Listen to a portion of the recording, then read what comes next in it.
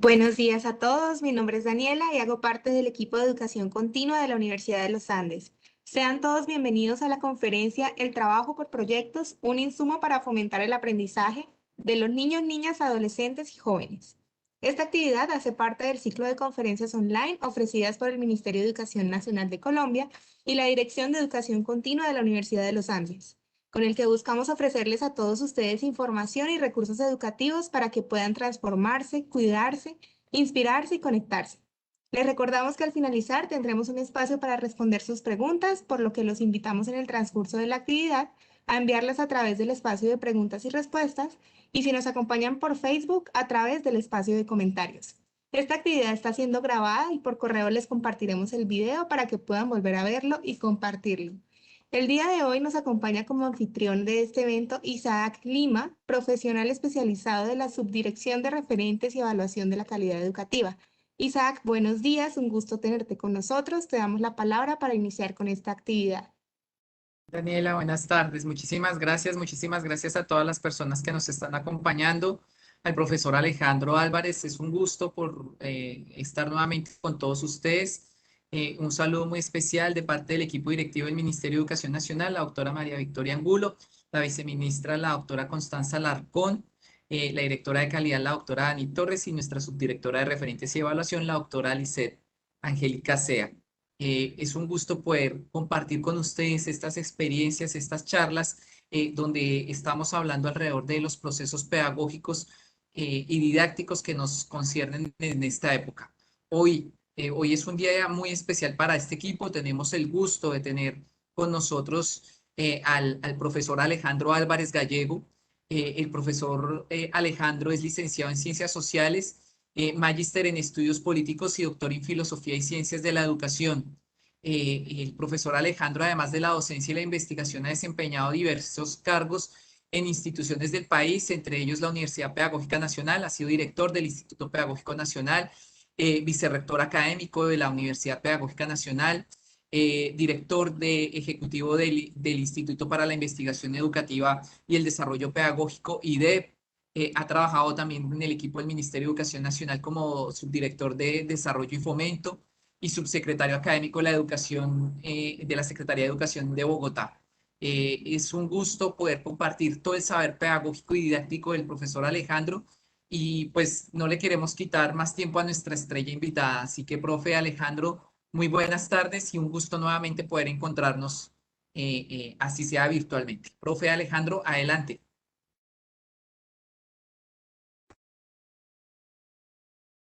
Hola, buenas tardes. ¿Me oyen? Sí, profe, perfecto. Bueno, muchas gracias, Isaac. Muchas gracias al Ministerio por la invitación. Creo que tengo un problema técnico con la cámara, entonces no puedo, no abre la imagen. Pero si me están escuchando, pues no hay problema. Bueno, ¿cuánto tiempo, me recuerdas cuánto tiempo tengo, Isaac? Tenemos 50 minutos, profe. Ok, listo. Entonces, bueno, pues sin más, yo voy a comenzar compartiendo con ustedes. Un documento que, pues, voy a compartir aquí con el texto para que podamos seguir un poquito más unas ideas que quiero compartir con ustedes. Creo que lo están viendo, sí. Sí, profe, ya se está viendo. Muchísimas gracias. Perfecto. Bueno, yo quiero comenzar, pues esta idea de pedagogía por proyectos, desarrollar proyectos pedagógicos eh, en la escuela, pues es una vieja idea de la pedagogía.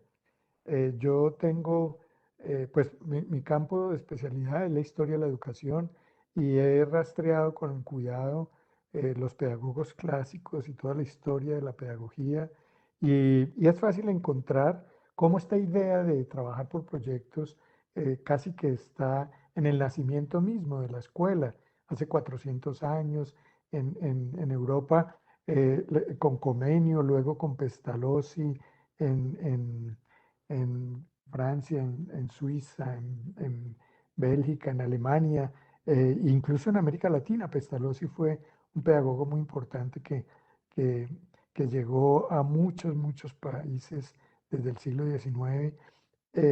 Y por supuesto luego la pedagogía activa, todos los reconocidos pedagogos también, muy desde la tradición del centro Europa, la escuela activa, la escuela nueva. Eso fue un movimiento de los años 30, de los años 10, 20, 30 en Europa.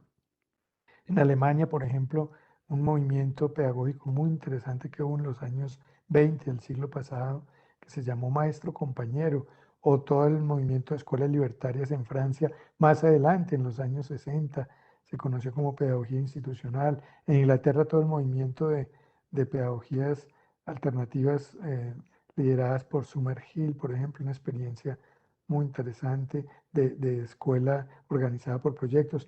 Pero antes, si nos regresamos un poquito en Rusia, la experiencia de Makarenko fue famosa. Todos pudiéramos hacer miles de referencias para mostrar que es inherente a la historia de la pedagogía pensar trabajar por proyectos. En Colombia, eh, la Escuela Nueva, que nació en los años 60, 70, en el norte de Santander, en Pamplona, luego todo el movimiento pedagógico de los años 80, liderado por la Federación Colombiana de Educadores, por unos colectivos de intelectuales y de maestros, sobre todo, comprometidos con la innovación, con la experimentación, trabajaron por proyectos, impulsaron esa idea de trabajar por proyectos. Incluso luego la expedición pedagógica en los años 2000, finales de los 90, todos los años 2000 hasta ahora todavía, la expedición pedagógica ha venido impulsando experiencias, desarrollar eh, experiencias pedagógicas en la escuela de manera articulada en lo que conocemos como pedagogía por proyectos. Es decir, son muchos los antecedentes que podemos mencionar en Colombia también desde hace mucho tiempo. En un segundo momento, yo quiero compartir con ustedes lo que serían como las premisas que hay que tener en cuenta si uno quiere pensar en trabajar por proyectos en la escuela. Eh, bueno, la primera premisa es entender que la escuela es un todo. Eh, y que no necesariamente cuando hablamos de pedagogía por proyectos, no hablamos de la enseñanza fragmentada por materias, todo lo contrario. Eh, la escuela se entiende como una comunidad, ¿sí? La perspectiva de la escuela entendida como comunidad, y esto está en la ley 115 nuestra, está definida como una comunidad. El concepto de comunidad educativa es muy importante para pensar la pedagogía por proyectos. Y de ahí se deriva esa idea que fue eh, traída a nuestro país ya de manera legal desde la ley 115 y luego el decreto 1860 del año 1994-95, que institucionaliza los PEI, los proyectos educativos institucionales. Pero hablamos de proyectos educativos institucionales vitales, es decir, no los documentos a veces fríos que se escriben y se quedan ahí guardados, sino esos que tienen vida, es decir, que van dinamizando la vida de la escuela, y justamente ese nombre de proyecto educativo institucional, pues alienta y orienta lo que conocemos como pedagogía por proyectos. En Colombia eso está instituido, está reglamentado, está orientado desde la política ya desde hace un buen tiempo. La segunda premisa es que el maestro es entendido como un sujeto colectivo. Es decir, que el maestro en la escuela de alguna manera está trabajando con sus pares, con sus colegas en lo que se conoce como el trabajo cooperado. Y ese trabajo cooperado supone una dinámica permanente de encuentros en los que se va generando una dinámica de reflexión-acción entre los mismos maestros. Esto está a la base de la pedagogía por proyectos. Hay que entender el maestro como un sujeto colectivo, es decir, como alguien que trabaja en equipo, por antonomasia. Em, y esto tiene a la base también un supuesto, y es la autonomía intelectual del maestro. Es decir, y eso también está en la normatividad colombiana. Lo que pasa es que a veces lo olvidamos, hay como una inercia que puede más incluso que las mismas políticas, y que puede más incluso que la pedagogía, porque como estaba diciendo, es inherente a la historia de la pedagogía, esta idea de pedagogía por proyectos. Y la autonomía del maestro es algo que es fundamental, la autonomía intelectual, porque el maestro es un profesional. Y un profesional, entre otras cosas, porque ha recibido una formación especializada, tanto en las escuelas normales superiores, pero sobre todo en en la universidad. Y hoy tenemos un número importante de maestros ya especialistas, magíster, incluso doctores. Pero con la sola formación básica en las escuelas normales superiores y en las licenciaturas, ya lo convierte en un profesional que, como es inherente a la profesión, a cualquier profesional, pues ejerce una autonomía intelectual, es decir, está dotado de unas capacidades intelectuales que le permiten tomar decisiones y orientar su quehacer, orientar su práctica en con autonomía. La tercera premisa de la pedagogía por proyectos es la interdisciplinariedad. Es decir, entender que se trabaja de manera integral con los saberes, pero articulados.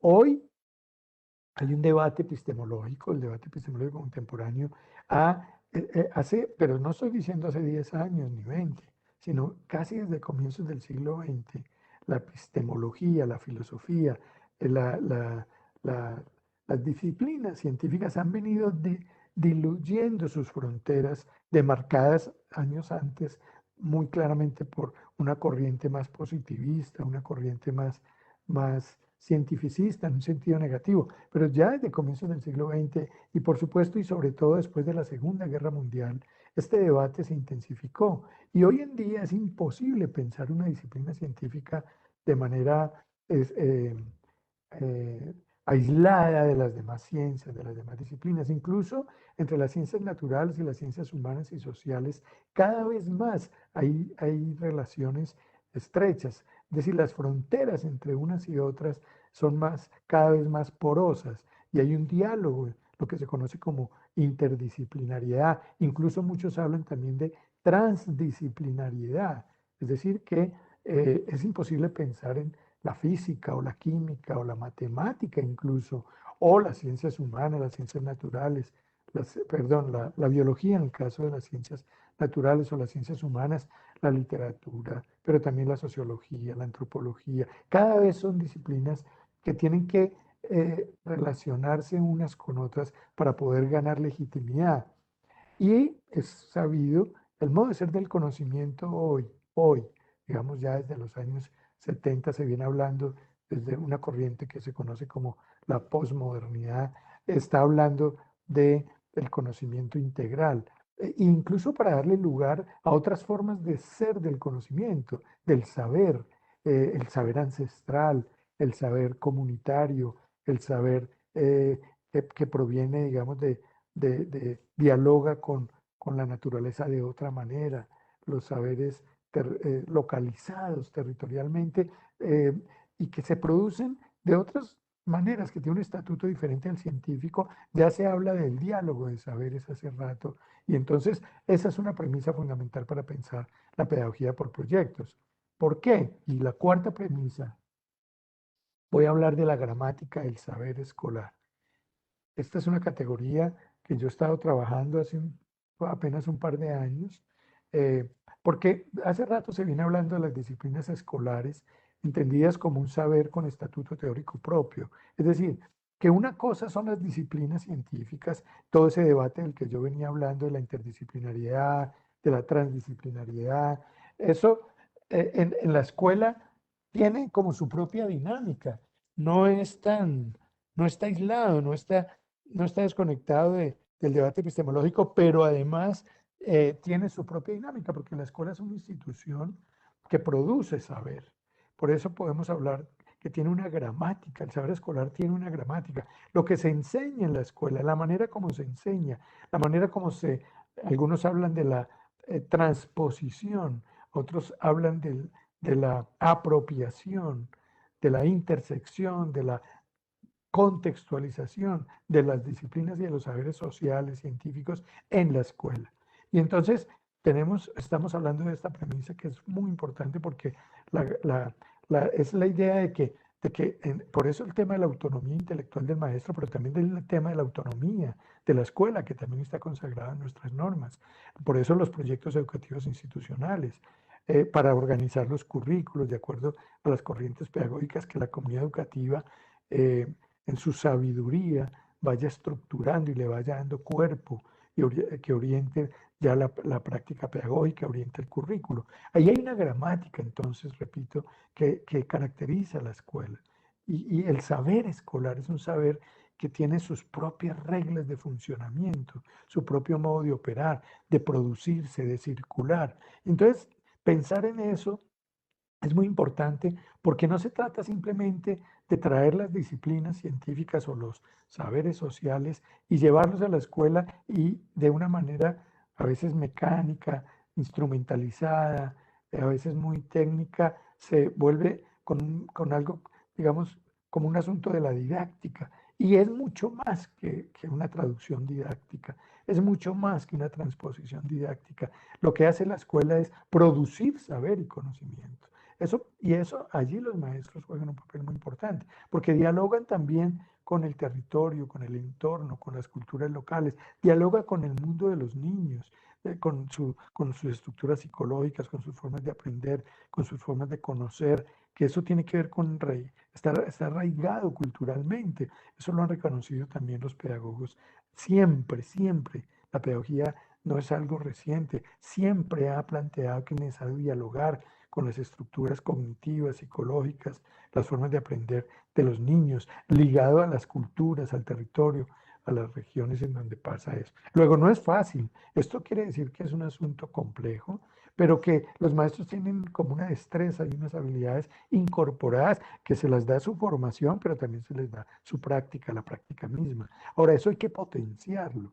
Y para eso el trabajo colegiado, el trabajo cooperativo, por eso la reflexión-acción, por eso el trabajo en equipo. Esa es como la cuarta premisa entonces, ¿no? A aceptar y a asumir y orientar el trabajo de tal manera que partamos de ese principio. De la pedagogía, la escuela tiene un saber y ese saber está orientado los, en el proyecto pedagógico, que es el que sistematiza de alguna manera, estructura, fundamenta y orienta toda la práctica de enseñanza que allí se realiza, los procesos de formación. En esa idea, que es la primera, que es la escuela como comunidad. Por lo tanto, no estamos entendiendo la pedagogía por proyectos como a veces se malentiende, como si fueran proyectos de aula aislados. Más que proyectos de aula, a mí me gusta mucho hablar de proyectos de escuela, institucionales. Pedagogía por proyectos pasa por el diálogo interdisciplinar, por la articulación entre las disciplinas y sobre todo las áreas, más que las disciplinas incluso, y eso fortalece muchísimo esa perspectiva.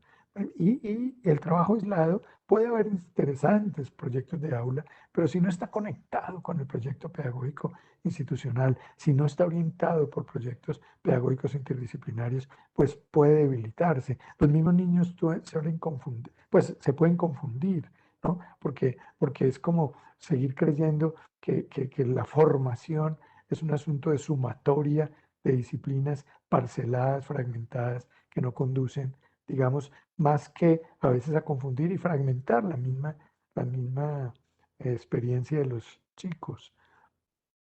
Bien, y en quinto lugar quiero traer aquí a cuenta un debate que se ha intensificado muchísimo en Europa, pero que también nosotros vivimos en nuestro contexto latinoamericano y por supuesto en Colombia, que es lo que se conoce como el debate entre pedagogos y antipedagogos. Y es un debate, ese sí, más reciente, bueno, tiene sus antecedentes y su historia, pero recientemente se está cuestionando la escuela, incluso llegando a poner en duda su existencia.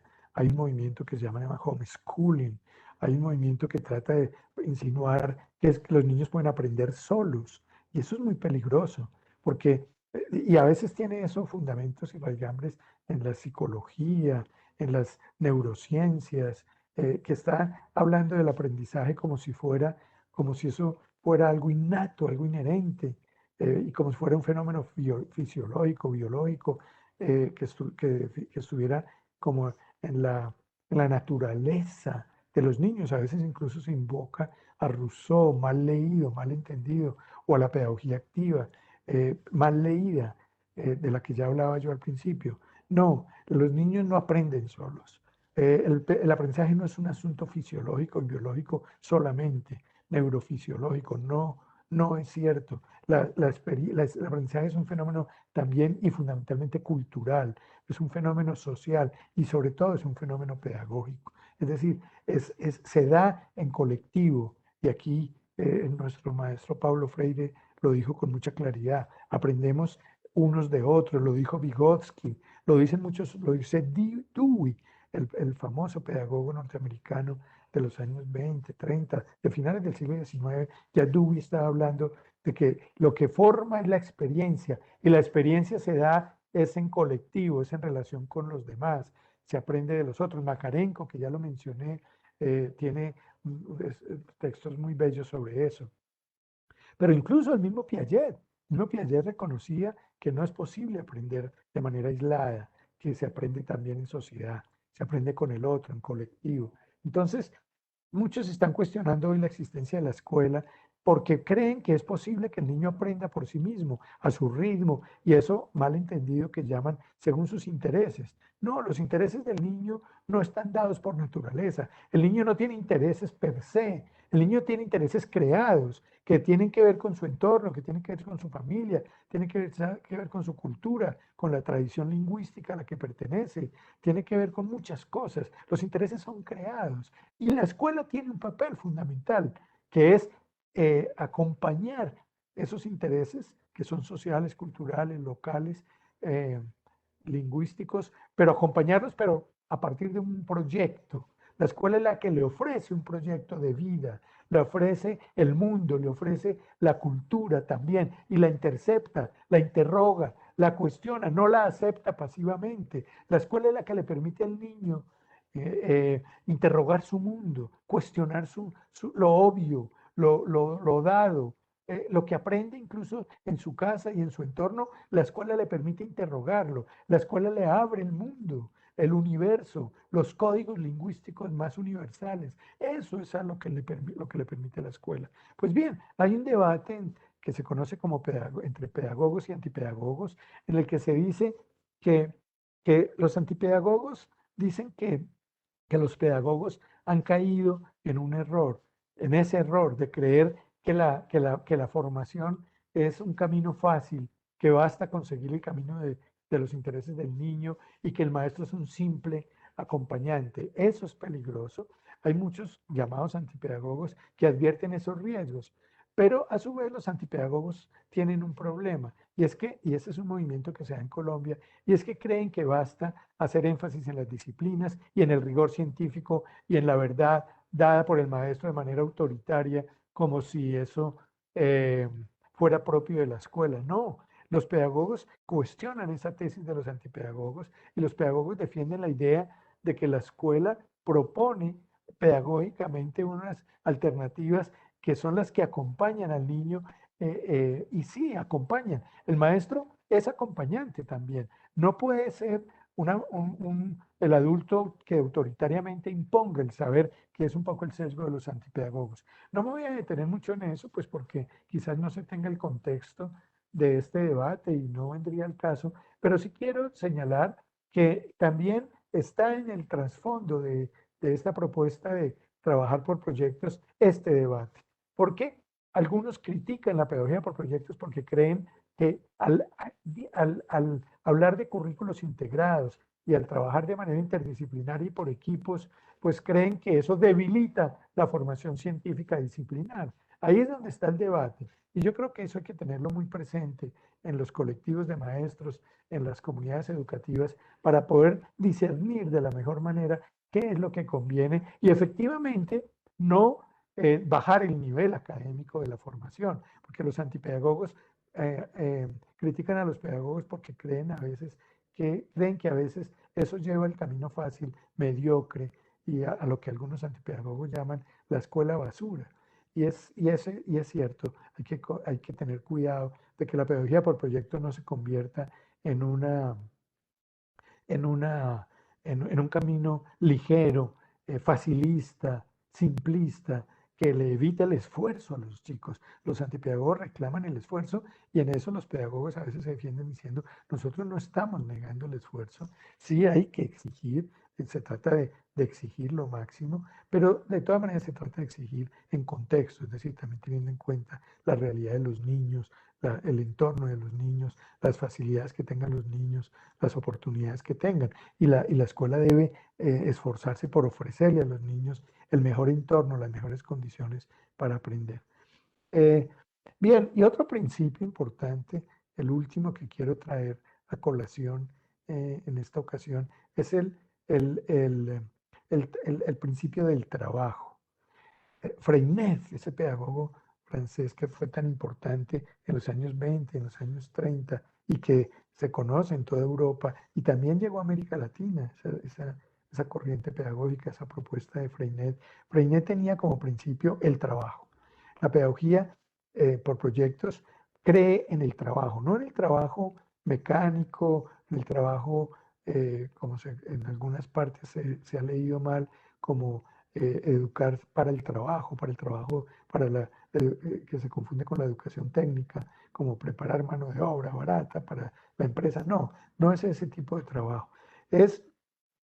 Pero sí es una propuesta que conecta el intelecto con las manos. Es decir, Freinet decía, y eso está en la base de la pedagogía por proyectos, aprendemos de manera integral y la escuela, hay que reconocerlo, ha descuidado muchísimo el trabajo con las manos, el trabajo físico, el trabajo que transforma la naturaleza, que le permite a los niños interactuar con la madera, con los minerales, con los metales, con las herramientas, con los tejidos, que le permite interactuar con las cosas, que le permite experimentar, que le permite trabajar con los animales, con las plantas. Eso está en la base de la pedagogía por proyectos. Puede que en contextos urbanos esto no sea tan fácil, pero ustedes conocen quizás seguramente muchísimas experiencias que siempre están buscando que los niños tengan cómo manipular las cosas. Hay una relación directa entre las manos y el intelecto y la inteligencia y el desarrollo psicológico en todas sus dimensiones. Incluso las neurociencias también han mostrado cómo es muy importante la actividad física, la actividad manual, eh, todo lo que tiene que ver con la, con las destrezas y habilidades físicas, corporales, con los que se conoce como las competencias kinésicas o la inteligencia kinésica, de la que hablan algunos psicólogos también, cuando habla de las inteligencias múltiples, que es unas teorías también interesantes que pueden servirnos para fundamentar por qué es importante que los proyectos pedagógicos permitan que el niño interactúe con las cosas, con la naturaleza, con diferentes tipos de materiales, con las herramientas. Y eso, es decir, es como acabar con ese sesgo que desafortunadamente se ha instituido en muchas tradiciones, digamos, de alguna manera en la escuela, se ha ido como anclando de separar el trabajo intelectual del trabajo físico. Por eso la educación física es tan importante y a veces muchos maestros se preguntan, pero el edufísico, ¿cómo entra en este proyecto pedagógico que tenemos con los físicos o con los químicos o con los de biología o con los de matemáticas? Pues hay mucha relación, toda la relación. La posibilidad de tener un conocimiento, por ejemplo, el conocimiento abstracto, el conocimiento, el entender el tema de la teoría de conjuntos, por ejemplo, que en matemática es tan importante, o la topología, que es una corriente de la matemática, del manejo del espacio, el manejo de la lateralidad. Hay muchas cosas en la física, la altura, si quieren, es decir, hay muchas cosas que pueden experimentar y se pueden experimentar con el cuerpo, con las manos, manipulando las cosas. Entonces, aquí hay mucha relación y es muy importante traer esto como a la base de la pedagogía por proyectos y se hacen cosas muy bonitas, conocemos muchas experiencias que de verdad tienen esa articulación. Bueno, voy a plantear cuáles serían entonces eh, las las características de un proyecto pedagógico.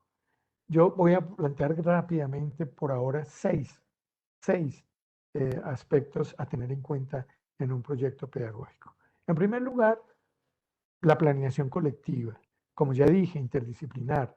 Hay que planear, para eso hay que reunirse, hay que, hay que organizarse en colectivos de maestros. Eso puede variar mucho, de muchas maneras, por áreas, por niveles, por grados, por ciclos, lo que se conoce como ciclos de la educación. Nosotros, como ya lo mencionaba Isaac, en el Instituto Pedagógico Nacional, de donde yo fui director, por 4 años organizamos los grados por ciclos, organizamos jardín, transición, primero en un primer ciclo, segundo y tercero, segundo ciclo y así, cuarto y quinto, sexto y séptimo, octavo y noveno, décimo y once, y organizamos los maestros por colectivos pedagógicos, allá los llamamos comunidades. Es una forma de hacerlo, pero hay muchas formas de organizarse colectivamente y dedicar tiempos dentro de la jornada escolar eh, a la planeación, a la reflexión, en una cosa que llamamos seminario pedagógico permanente.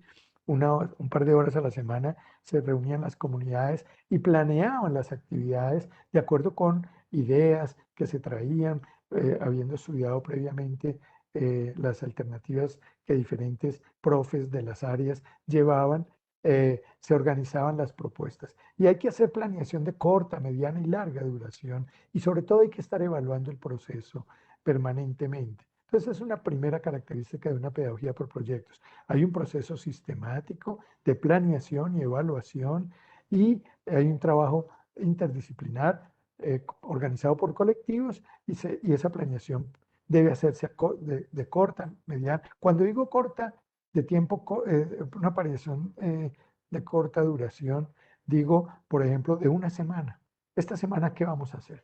De mediana duración, podemos decir, este periodo de 2 o 3 meses, durante este periodo académico, ¿qué vamos a hacer con los proyectos pedagógicos? Cuando digo de larga duración, lo podemos hacer ya para el año. ¿Cuál es nuestra meta para este año? Pero incluso de larga duración puede ser para el ciclo, para el periodo de 2 años. Los niños de segundo y tercero de primaria tienen un proyecto pedagógico que dura 2 años. Y eso es muy bonito poderlo planear y avisorar así.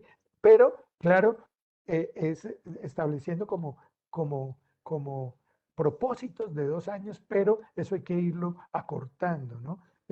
Para que la planeación de la semana, porque la semana debe tener ya su programación específica. La segunda característica, eso es que los horarios se reorganizan, ¿no? Es decir, hay franjas de tiempo amplias a la semana. No puede ser el horario tradicional, ¿no? De 6:30 de la mañana a 7:30 una materia, de 7:30 a 8:30, luego el recreo de 9 a 10. No, no, hay que tener franjas de tiempo. Lo que estructura el currículo, lo que estructura la jornada diaria, semanal, eh, eh, por periodos, son franjas de tiempo amplias, generosas, de 2 horas, de 3 horas, de 4 horas, que permitan realizar actividades, porque esto nos saca del aula también, como lo vamos a ver ahora. Estamos en el aula, claro, estamos con el curso, estamos con el grado, pero a veces salimos a encontrarnos con compañeros de otras áreas, pero los chicos con compañeros de otros cursos, de otros niveles incluso. En el Instituto Pedagógico Nacional organizamos lo que llamamos en las comunidades organizamos familias. Y entonces eran chicos, un chico por decir algo, de 201, se reunía, tres, cuatro chicos de 201, se reunía con los chicos de 202, de 203, de 204, pero también de 301, de 302, de 303, de 304, y conformaban una familia. Y ellos realizaban actividades en esa familia, eran grupos de 20, 25 niños, en donde se encontraban por momentos a realizar actividades conjuntas. Eso daba mucha riqueza también para trabajar el tema de la convivencia, del intercambio, de aprender a trabajar con otros. Y luego volvían a su curso, volvían a su clase, volvían a su aula. Eso se va alternando de acuerdo con la planeación que se haga. Entonces, esa es la segunda característica. La tercera es el antes, el durante y el después. Siempre hay que tener en la planeación un antes, es decir, el chico va a empezar un proyecto, antes de empezar en clase a trabajar con ellos, Ahí en clase le podemos pedir que prepare unas cosas que las pueda ir a consultar en su casa, con sus papás, con sus abuelos. Si tiene internet, pues mucho mejor. Puede hacer unas consultas por internet, puede conversar con sus compañeros, se reúnen antes, si hay tiempo, si hay condiciones. Y ya luego empezamos en el terreno, el durante, a realizar las actividades y siempre es conveniente un después, es decir, un volver a clase, repasar lo que se hizo, evaluar lo que se hizo, fortalecer y reforzar lo que se hizo. Hay un trabajo individual del estudiante, claro, pero también hay un trabajo en grupos y muchas veces, y esto es importante tenerlo en cuenta, se utiliza también el horario extraescolar, ¿cierto? El trabajo que se hace en casa, el trabajo que se hace en la vereda, en el barrio, cuando hay posibilidades de encuentro, o si no, y cuando hay virtualidad, ahora que hemos aprendido a manejar todas estas ayudas virtuales, cuando hay las condiciones, no siempre las hay, pero cuando se pueden utilizar, son bienvenidas. Ahora podemos propiciar los encuentros por chat, ya sea por WhatsApp, incluso, porque ya le perdimos el miedo a eso, ¿no? La pandemia, pues que ha sido tan desafortunado todo lo que nos ha afectado, pero ha dejado algunas cosas, por ejemplo, aprender a utilizar el WhatsApp, a utilizar el correo electrónico, a utilizar, si es posible, los, las plataformas que nos permiten el encuentro sincrónico. Eh, Eso va a ser muy útil, seguirlo utilizando y perder el miedo quiere decir que ya sabemos que los chicos bien orientados, claro, hay riesgos, ¿no? Y hacer un mal uso de las redes sociales, hay todos esos riesgos, pero ya sabemos que lo podemos utilizar para, como una estrategia, como una herramienta pedagógica, pero si eso está ligado a los proyectos pedagógicos, mucho mejor. Bien, la cuarta característica son las salidas pedagógicas. Esto sí es inherente a los proyectos pedagógicos, salir del aula, salir al patio de recreo, si tienen algún espacio verde, pero también salir del colegio, salir al barrio, salir a la vereda, hacer algunos recorridos cortos y ojalá se puedan hacer algunos recorridos más largos. Cuando hay condiciones, cuando hay recursos, cuando hay facilidades, eso se puede proponer, pero a veces no se necesita tener grandes recursos para que la pedagogía por proyectos funcione. Se puede hacer incluso dentro de la escuela, hacer recorridos haciendo, no sé, hay muchas experiencias que muestran que medir el patio de recreo, que reconocer si hay huerta. A veces se pueden hacer pequeñas huertas, a veces hidropónicas, y alrededor de una huerta hidropónica, si no hay condiciones para hacerla en la tierra, se pueden hacer en pequeños espacios y salen cosas muy bonitas de la matemática, de la biología, de las ciencias sociales incluso, de la historia, de la geografía, pero también de la matemática, de la educación física. Hay muchas cosas que se pueden trabajar de manera articulada. Pero las salidas pedagógicas son importantes. Si hay chances, si hay oportunidad, hay que tratar de que los chicos salgan de la mano de sus maestros siempre, con todas las medidas de las precauciones que hay que tener ahora de bioseguridad, pero siempre hemos hablado de las medidas de seguridad para salir con los chicos. Yo sé que muchísimos maestros en este país hace rato que están haciendo ese tipo de salidas. Lo interesante es que esas salidas no se vuelvan paseos, que no quiere decir que la salida no sea agradable, no sea lúdica también, y hay que incorporarle mucha lúdica a las salidas. Que sean agradables, pero eso no quiere decir que no haya trabajo, que no haya esfuerzo, que no haya disciplina, que no haya rigor en las salidas pedagógicas, y eso lo garantiza una buena planeación, la estructura por proyecto lo permite.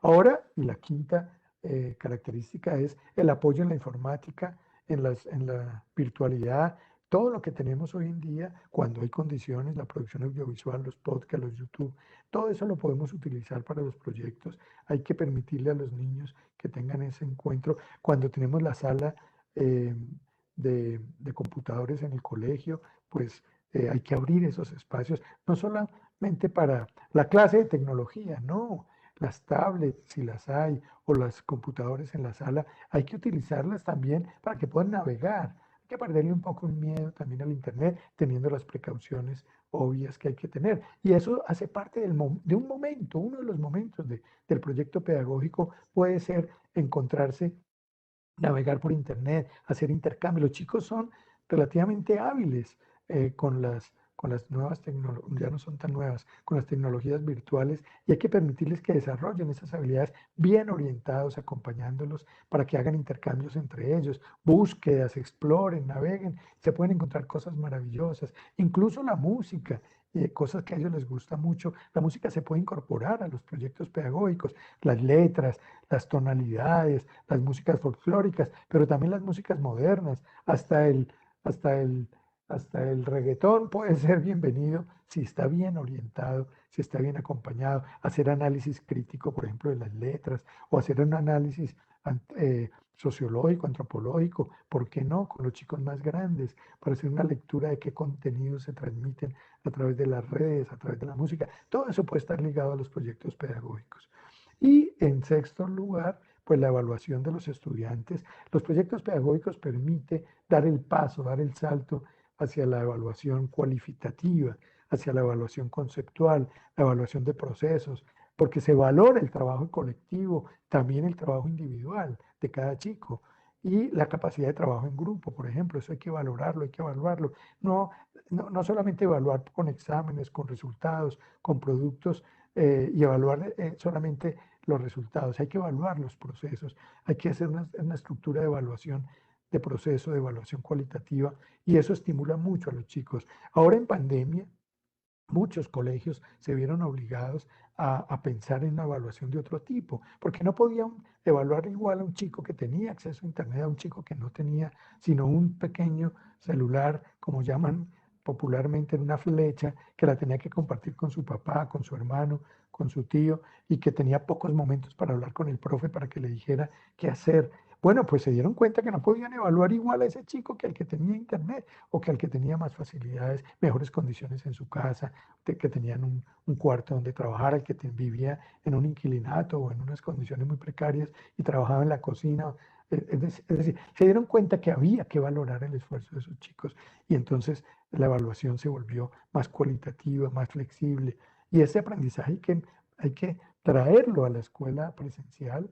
Ahora que volvamos a la presencialidad, así sea con alternancia, así sea progresiva, que debe ser en todo caso segura, pero hay que traer esa experiencia de la evaluación cualitativa y generar un debate en el colegio. Yo sé que esto ha generado muchos debates por lo que hemos investigado en muchos colegios sobre la importancia de la evaluación cualitativa. Muchos se quejan y dicen que eso es flexibilizar, debilitar, bajar la exigencia, bajar el nivel. Nadie está hablando de bajar la exigencia y bajar el nivel. Lo que se trata es de exigir al máximo, claro, el nivel más alto, claro, pero hacerlo de manera pedagógica, y la pedagogía por proyectos ayuda muchísimo a eso, a estar acompañando a los chicos para que se esfuercen. Bien, y por último, quiero hacer un llamado de atención también. Se necesitan unas condiciones de política pública educativa para que la pedagogía por proyectos sea posible. En lo posible, la gestión, por eso los directivos, el rector, los coordinadores, pero también los secretarios de educación, los supervisores, en fin, el mismo ministerio debe ayudar a garantizar las condiciones de transporte, refrigerios, las condiciones logísticas para que la pedagogía por proyectos pueda funcionar de la mejor manera, para que pueda tener un alcance que trascienda de verdad eh, digamos, la, la escuela rutinaria, la escuela que a veces hace que de verdad la formación pierda su nivel, sea ahí sí como dicen algunos, eh, eh, mediocre, ¿cierto? No, si la política educativa, si el Estado, si las instituciones públicas se suman, y para eso también se puede hacer un gran llamado, y esta es como la segunda, bueno, es la tercera condición, ¿no? Es, voy a saltarme la segunda, es la alianza sociedad-escuela, propiciar convenios interinstitucionales. La empresa puede sumarse, los empresarios de la región, eh, o las cooperativas, por ejemplo, o buscar recursos de la mano de las autoridades del Estado, de la administración pública. Se puede hacer gestión para conseguir recursos para los refrigerios, para el transporte, para los computadores, para las tablets, para para la conectividad, por supuesto. A veces tenemos la realidad de que no hay ni luz, a veces ni agua Muchos colegios ahora se están quejando de que cómo vamos a volver a la presencialidad si no tenemos ni agua, los baños, ahora que se necesita tanto para la bioseguridad, pues los implementos para eso. Y tienen razón muchos maestros, directivos que se están quejando de eso. Ahí es donde hay que hacer alianzas y hay que pedirle al Estado que dote a esas escuelas de los recursos necesarios. Porque si no, la pedagogía por proyectos se vuelve, pues, retórica en el mal sentido, ¿no? Se vuelve especulación y buenas ideas, bonitas ideas, pero sin condiciones materiales, eso no es posible. Por eso la alianza sociedad-escuela, ¿no? Y los convenios interinstitucionales, pedir la cooperación de otras. Bueno, la segunda, decía yo, es condicione la flexibilidad en los horarios. Hay que tener horarios flexibles y en eso la autonomía escolar, el PEI, el consejo directivo del colegio, el consejo académico, tiene que ponerse a disposición en los consejos de padres. A veces las asociaciones de padres pueden ayudar mucho en esto, pero hay que flexibilizar los horarios y hay que garantizar una asignación de carga académica a los maestros que les permita reunirse. A veces los maestros se quejan de que, sí, muy bonito, pero ¿a qué horas? No tengo cómo reunirme, yo estoy sobrecargado, tengo muchas materias, tengo muchos cursos, tengo muchos chicos, me desgasto. Esto en la pandemia fue horrible. Cuando no se lograron articular los maestros, priorizar las materias que iban a enseñar, lo que iban a dejar en las guías de trabajo, los maestros terminaban también sobrecargados porque les llegaban cientos de guías para calificar en una semana, etcétera. Por eso la pedagogía por proyectos racionaliza el tiempo de una mejor manera y permite que los maestros puedan trabajar más holgados. No quiere decir que no se esfuercen, no quiere decir que no trabajen mucho, sí, pero lo hacen de una manera más racional, con más sentido, con más, de manera que sea más productivo e impacte pedagógicamente mejor el proceso formativo de los chicos. Entonces hay que organizar. Se necesita organizar los tiempos de la escuela, del horario escolar, tanto de los chicos como de los maestros. Ya habíamos dicho cómo los chicos van a tener franjas horarias más extendidas, digamos bloques de 2, de 3, de 4 horas, que les permita desarrollar actividades más interactivas, que les permita salir del aula, volver a ella, ir a la biblioteca, salir de la escuela, en fin. Pero también los profes, por lo tanto, deben tener unas asignaciones horarias que les permita el tiempo para reunirse, para evaluar, para planear, etc.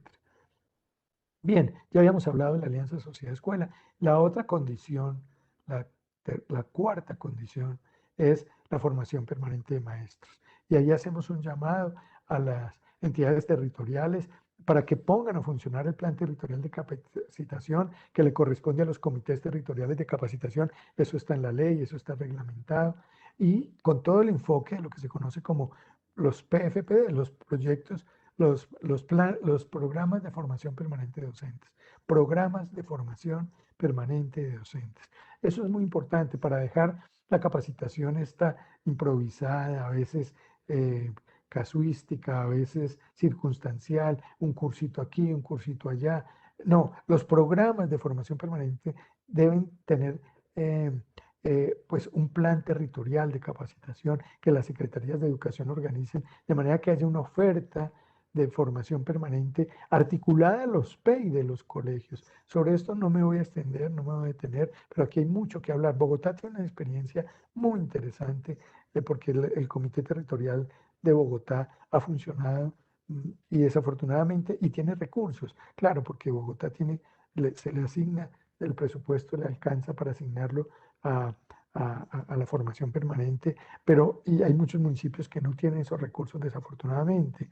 El sistema general de participación no le deja suficientes recursos a un municipio o incluso a un departamento para organizar bien esos programas de formación permanente de docentes. Por eso, ahí también hay que hacer un llamado al Estado para que invierta recursos en la formación permanente. ¿Por qué la formación permanente? Porque meterse en esta dinámica de la pedagogía por proyectos no es fácil. Como ya lo decía arriba, todo este debate epistemológico, todo este debate teórico, supone que los maestros estén convencidos, entiendan de qué se está hablando cuando se habla de pedagogía por proyectos, porque esto no es algo ligero, como ya que reseñé cuando leí el debate pedagogos y antipedagogos, porque es que los antipedagogos lo que están es quejándose de que se está bajando la calidad de la enseñanza con esto de la pedagogía por proyectos, porque se vuelven cosas ligeras, improvisadas, paseos, como dicen ellos, el aprendizaje espontáneo, como sin planeación, sin rigor. Y entonces por eso decimos, se necesita una formación permanente. Desafortunadamente muchas veces en las licenciaturas los maestros no están siendo formados en estos enfoques. Los forman bien en una disciplina y en mejor de los casos, unas buenas didácticas para enseñar en el aula, pero de manera fragmentada, de manera aislada. Y a veces los maestros que salen de las licenciaturas se estrellan con esta realidad. Y entonces por eso, bueno, hay que pedir las reformas de las licenciaturas, pero también hay que pedir, y eso corresponde a las universidades, pero también el Estado puede y debe fortalecer los programas de formación permanente para darle ese nivel que se necesita a la pedagogía por proyectos.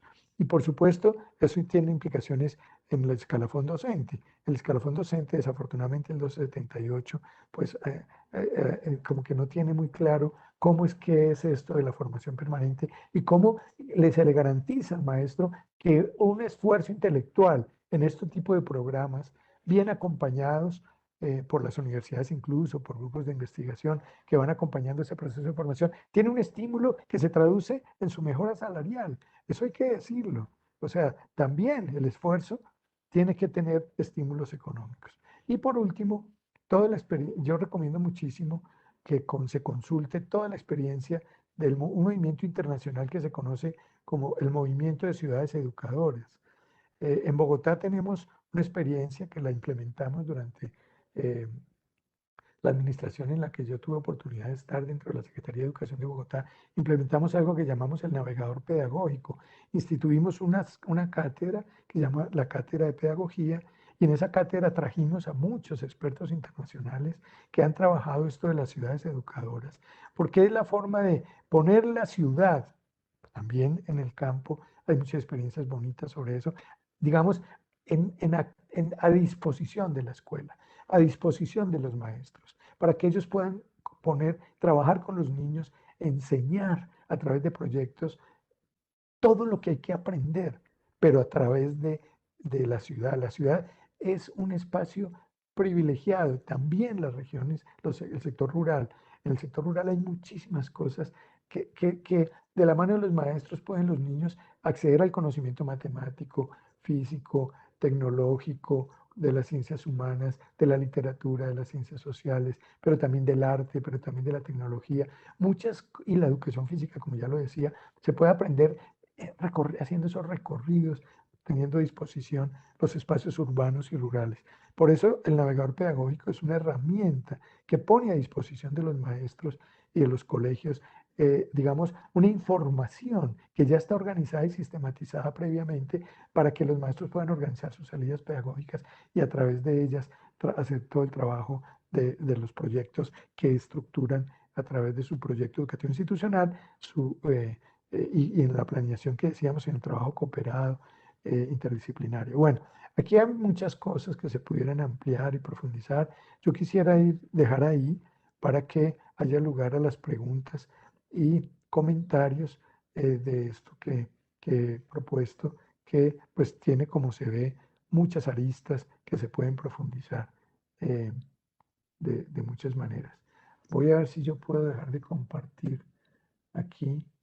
Profesor Alejandro, muchísimas gracias. Muchísimas Bueno, gracias por esa intervención, por esas enseñanzas que nos da, por estas ideas tan pertinentes para estos tiempos donde el trabajo por proyectos retoma una importancia, una relevancia muy importante en los procesos de acompañamiento, enseñanza y aprendizaje.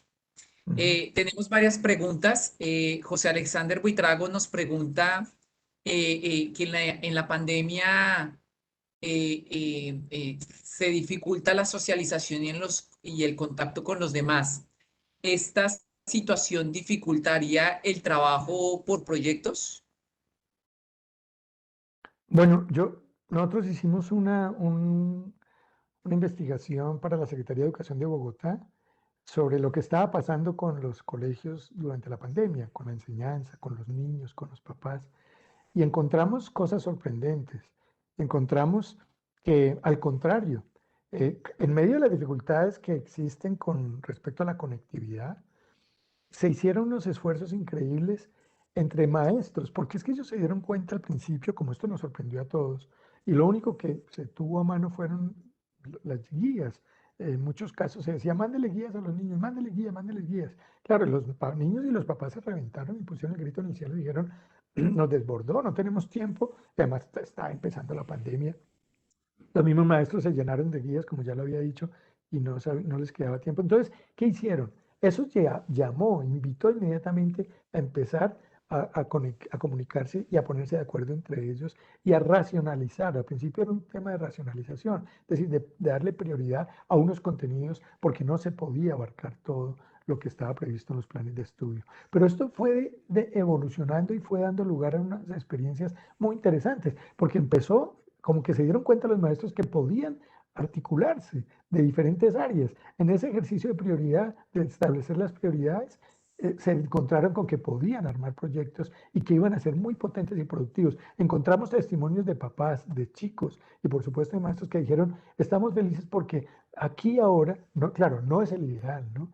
Estar a distancia no es el ideal, hay que volver a la escuela. Eso también lo encontramos en las voces de los miembros de la comunidad, un afán por regresar a la escuela, claro, en las condiciones adecuadas, ¿no? De bioseguridad, que es lo que se está empezando a dar. Pero eso generó dinámicas de intercambio y de conectividad, de articulación muy interesantes. Entonces yo diría la pandemia dificulta, pero de alguna manera también propicia y lleva y llama al encuentro y a la coordinación que hay que continuar en la escuela presencial, aprovechar esta experiencia para regresar y volverse a reunir, seguir reuniéndose para trabajar de manera articulada.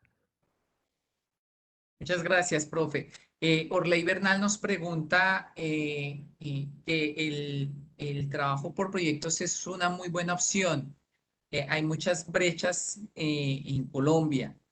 Nos pregunta cómo potenciar el aprendizaje colaborativo desde y para el contexto en la ruralidad. Claro, sí, es muy importante tener en cuenta el contexto territorial. La ruralidad a veces tiene problemas porque las escuelas a veces están muy aisladas, a veces los niños viven en esas donde hay una dispersión poblacional grande. Es difícil. Yo conocí, por ejemplo, en el Chocó, maestros que tenían que viajar en chalupa por el río horas para llegar a la escuela, tenían que vivir allá y para regresar a su pueblo era muy difícil. Es verdad, en el campo, en ciertos sectores rurales, reunirse no es fácil. Para que los niños lleguen a la escuela se toman tiempos, horas, y entonces no es fácil. Pero hay que aprovechar ese momento en que se llega a la escuela, cuando se llega, aprovecharlo para reunirse, para juntarse. Y hay muchos espacios, momentos en los que se puede reunir la comunidad. Yo creo que no es fácil, pero eso se puede dar. Y cuando haya condiciones de conectividad, aprovechar estos instrumentos, estas herramientas de la virtualidad cuando las haya. Y no es fácil, pero hay que seguir presionando e insistiendo en conseguir el Wi-Fi, en conseguir las tablets para facilitar los encuentros. Que esto termina siendo una gran herramienta en los territorios donde hay una gran dispersión, donde las distancias son gigantes y las vías son difíciles, o los ríos, o la selva, en fin, estoy poniendo situaciones extremas. Hay muchas zonas rurales que sí lo permiten, pero en todo caso, no hay que desistir. Hay que pensar que sí es posible y que ese es el ideal, el encuentro, la coordinación, la articulación. Creo que no es fácil, eh, pero sí se puede lograr eh, propiciar encuentros y reuniones, que es una premisa fundamental del trabajo por proyectos. Profe Alejandro, muchas gracias. También nos hacen Angélica Reta nos pregunta si hay alguna alternativa distinta a las salidas pedagógicas. Ella afirma que los accidentes e imprevistos son posibles y el acompañamiento gubernamental para cumplir con las condiciones y los procesos que se den por ellos no siempre está presente, lo que lleva a los directivos a abstenerse de aprobar y promover las mismas, es decir, las salidas pedagógicas. ¿Hay alguna alternativa para eso, para ellas, profe? Bueno, sí, hay muchas experiencias. Es verdad que hay muchos miedos. Es verdad que hay muchos directivos que prefieren no arriesgarse y no poner en riesgo a los niños, a los maestros, y hay muchas normas que a veces se atraviesan como en la búsqueda en facilitar las condiciones para poder permitir las salidas pedagógicas, eso es verdad. Pero hay que romper esos miedos y hay que buscar las condiciones para que las salidas se hagan en las mejores condiciones de seguridad. En Bogotá tuvimos muchas experiencias de esas, es decir, rectores, coordinadores, supervisores o directores locales en Bogotá que decían, no doy permiso porque eso tiene muchos riesgos, hay que llenar muchos formatos, hay que llenar muchos protocolos, eso es un complique, eso es muy difícil, hay muchos riesgos, ya tuvimos un caso de un niño que se accidentó, bueno, eso es verdad, pero eso en el mundo entero existe. Y ahí se necesita la voluntad política de las administraciones locales, de las secretarías de educación, que acompañen de manera, cómo facilitar las condiciones para garantizar esa seguridad y sobre todo perder el miedo porque si fuera por eso, casi que no podríamos ni siquiera llegar a la escuela. O sea, riesgos siempre los hay, peligros los hay, condiciones para que mitigar los riesgos hay que buscarlas siempre, pero no por eso hay que dejar de buscar las mejores alternativas para renovar pedagógicamente la escuela, porque la escuela tiene muchos retos en el mundo contemporáneo y hay que tratar de garantizar que la escuela siga siendo una institución que le ofrezca lo mejor, lo más alto, lo más alto de la cultura a los chicos. Y eso está hoy en día en el territorio, está en la ciudad, está más allá de las paredes de la escuela, está más allá de las bibliotecas. Hay que buscar esos espacios y las condiciones para facilitar esas posibilidades. Hay que romper esas barreras. Y hay una invitación a los rectores, a los coordinadores para permitir eso. Profe Alejandro, muchísimas gracias también por esta invitación que nos hace a atrevernos a transformar nuestras prácticas. Muchas gracias por los aprendizajes que nos dejan la jornada de hoy. Realmente el tiempo es muy corto y se nos ha pasado muy rápido. Y muchísimas gracias. Y personalmente, nuevamente, es un honor poder cruzarme con usted. Dejo entonces al equipo de la Universidad de los Andes. Muchísimas gracias, profe. Bueno, a usted, Isaac, gracias por la invitación. Muchas gracias, Alejandro e Isaac, por sus intervenciones. También a los asistentes, gracias por enviar todas esas preguntas y gracias a todas las personas que se conectaron a través de Facebook. Les contamos que este evento está siendo grabado. Por correo les compartiremos la lista de reproducción de esta y otras actividades. Antes de irnos a través del chat, les hemos compartido un enlace que es una encuesta muy corta que les pedimos diligenciar para que nos cuenten allí cómo les fue en esta actividad. También les compartimos un enlace de contacto maestro en el que volver a ver este evento. De nuevo, muchas gracias a todos por su participación. Esperamos que nos sigan acompañando en el resto de actividades programadas y que tengan un feliz día.